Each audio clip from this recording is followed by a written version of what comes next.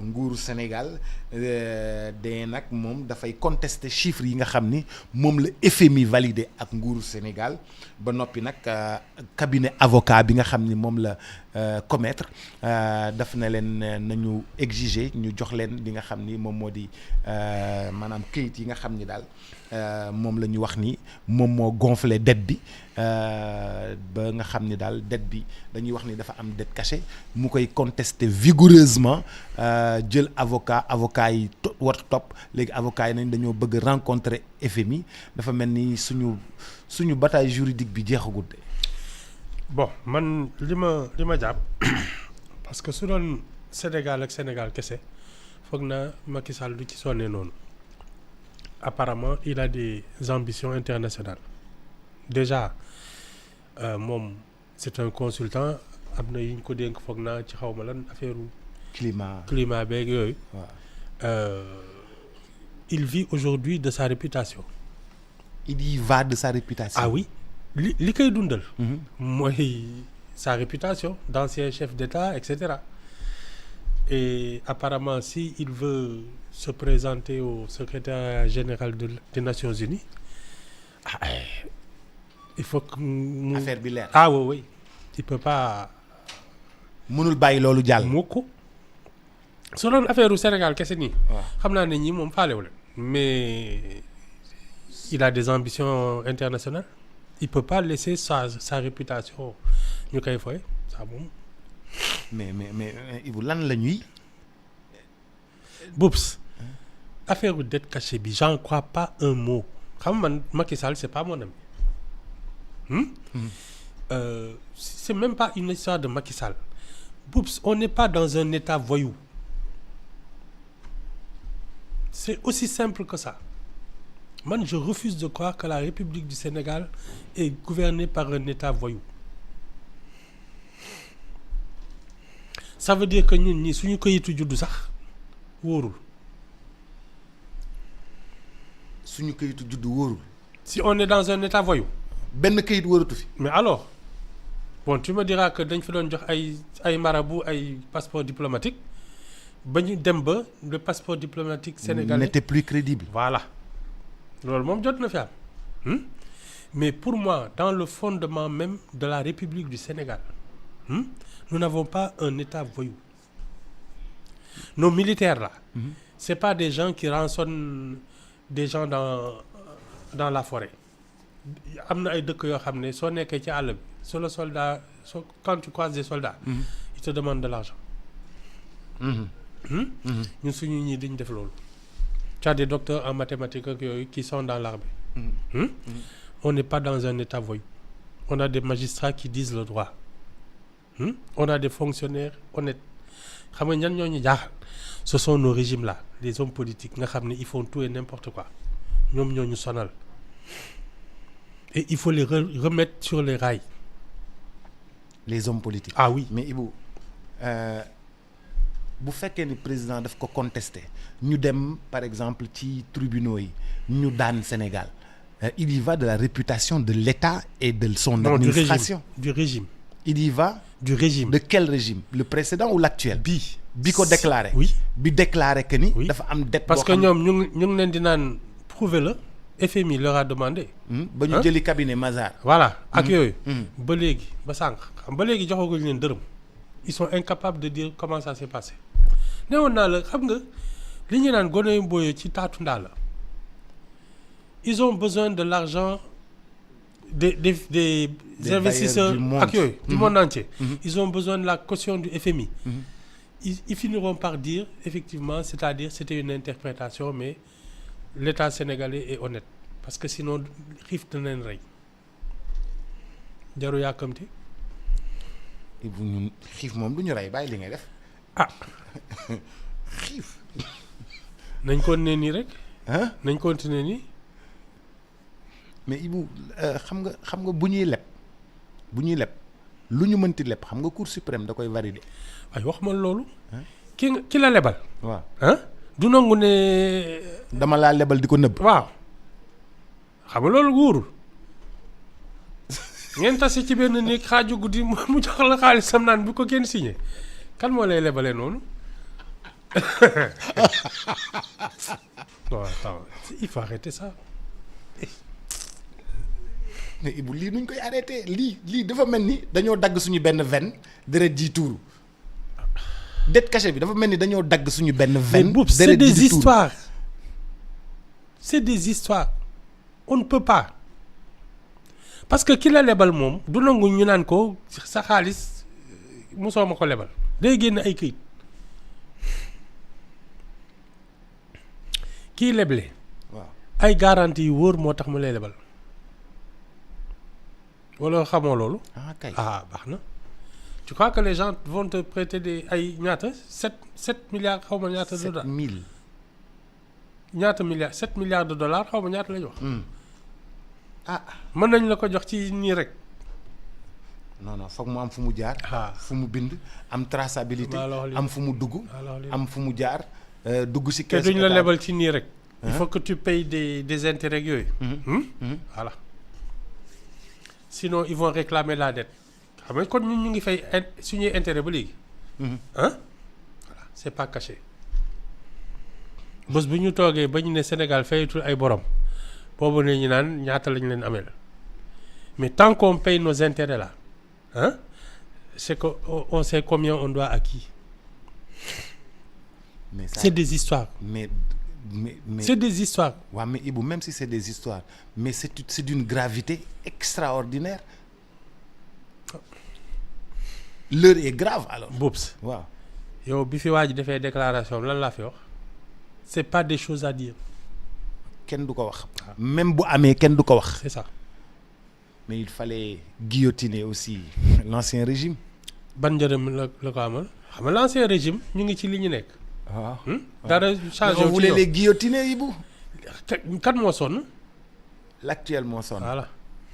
l'ancien mi ngi toog jàpp njàmburam. c'est ça.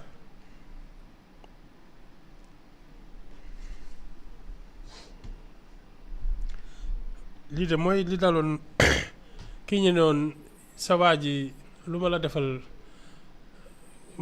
ma doublé ko ci moom. nga ne kon yàlla naa pat yow nga faf gumb.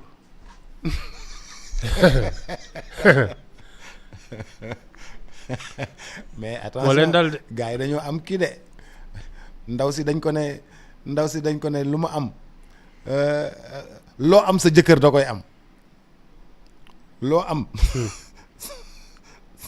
sa jëkkër da koy am waaw bàyyi ba ñu pare ma nettali la ko. mais affaire bu doy waar. En tout cas ils se sont mis dans une situation tout seul parce que Boubs ñii rek ñoo mënoon jël pouvoir bi. tranquille àddina bi yëpp fàqwut si leen. Parce que la manière dont ils sont arrivés au pouvoir ça a fasciné le monde entier. 10 jours après ta sortie de prison tu prends le pouvoir par les. Mais quelle est la responsabilité du président de la République dans cette affaire de dette où il a laissé les gens avancer des choses Le problème c'est ce qui aujourd'hui explique les tensions entre le Premier ministre et le président parce qu'il a trop laissé faire son Premier ministre. Le gars a fait des déclarations sur tout et rien. Bifi c'est le Premier ministre qui a invité l'opposant au président français. Oui, l'opposant au président Mélenchon. Waaw Oui. moo ko fi indi. Waaw. Bassirou Diomaye Faye dem France mu attaqué directement Macron. Oui. Oui. Voilà. C'est-à-dire il lui a laissé faire tout et n'importe quoi. Oui mais xam nga moom mënu ko wax noppil wala mënu ko téye il faut moom moo war a xam naka lay doxalee diplomatiquement mais mënu ko ça téye. n'existe pas dans la République. Non mais ça n'existe pas dans la République. Tu es le président de la République. Mais... c'est toi qui non mais attends c'est toi qui décides. Ibou Fall, je donne un exemple. L'ancien premier ministre Amadou Ba savait se tenir. Il savait se tenir. Non. Ah non waxal rek. maa ngi yow ay wax. Boubs. Non, l'ancien premier ministre Boubs. Amadou Ba savait se tenir. Boubs. Waaw.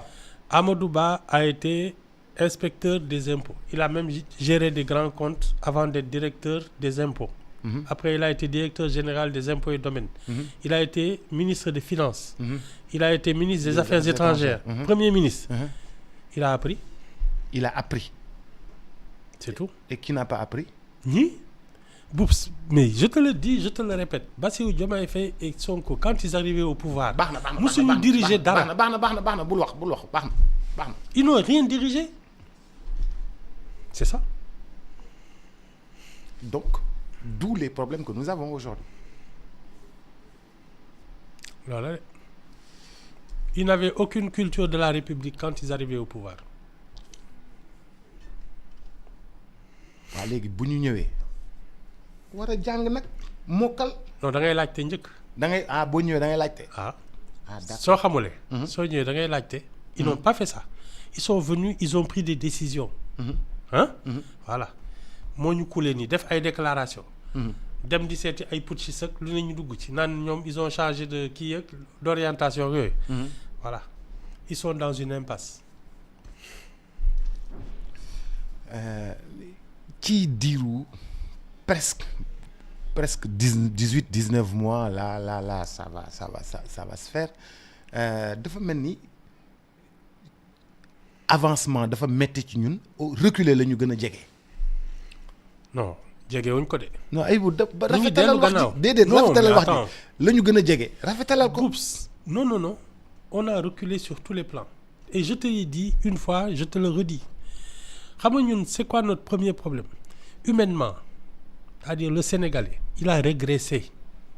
Le Sénégalais. L'âme sénégalaise est abîmée depuis très longtemps mais on ne savait pas à quel point ñii nag ci ngay xamee ne on a vraiment régressé bi ñii yegsee nii. L'avènement de Pastef là. nga xam ne benn jaaykatu ndomb mooy suñu député maintenant. Attends dans une république normale jaay ndomb sax c'est un métier comment dire ça clandestin. gars yi dañuy toog ci digg kii bi naan mën naa la jëlee ñaata nee na 53 ans yóbbu la 75 ans nee na xam-xam yooyu la doon jaay. jaaykatu ndomb c'était un métier clandestin. Ibu bàyyil noonu. doo ñemee def kii nu mu tudd. pancarte enseigne. mais Ibu yow nga ne sénégalais bi ci boppam. il a régressé. moo dellu ginnaaw sénégalais bi l'homme on ne sait plus se tenir. loolu nag moom moo feeñ nii. gars yi ñu ne ma wax la ni Coura Macky était danseuse et maquilleuse. Je te dis non c'est pas ni. C'est-à-dire maintenant on a atteint on a touché le fond mais bi ñu commencé di jaaxle mais ça fait très longtemps. Boups les premiers passeports diplomatiques qu'on a donnés à des gens qui n'avaient rien à voir avec la diplomatie. Ça date du départ de Jean Collin 90. Avant ça kenn ñemewuloon laajte passeport diplomatique. néegar yu ndaw yi nii. bu ñu waxati néegar yu ndaw waaye yow wa non ñun li ñu dal seddul. C'est l'âme sénégalaise qui est abîmée depuis très longtemps. Ibu recul boobu ngay wax noonu dañ koy constater ci suñu jëfin ci suñu waxin. ci suñu nekkin. C'est ça ci li ñuy jëfee ci li ñuy waxee. C'est ça on ne sait plus. et nga koy sentir jusqu'au plus haut sommet de l'État ñu ne dañoo xulo. Oui c'est ça mais les gens insultent le président ouvertement. wala déggoo loolu. Les gens de Pastef là. ñu ngi saaga président bi. Le président de la République laa la wax de ñu ngi koy saaga tous les jours.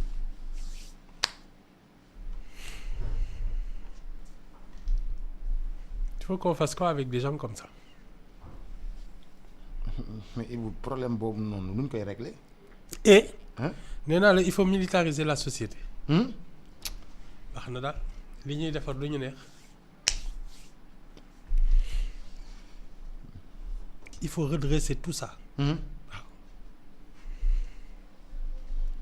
amul la citoyenneté. Boups ce n'est pas une option c'est une obligation. il faut redresser citoyenneté par force la. yiw yaru par force la. par force la tu n'as pas. régler ci biir dëkk bi par force la. exactement on ne doit pas donner le choix. L'autorité de la République doit s'exercer sans faiblesse. Il n'y a pas autre chose.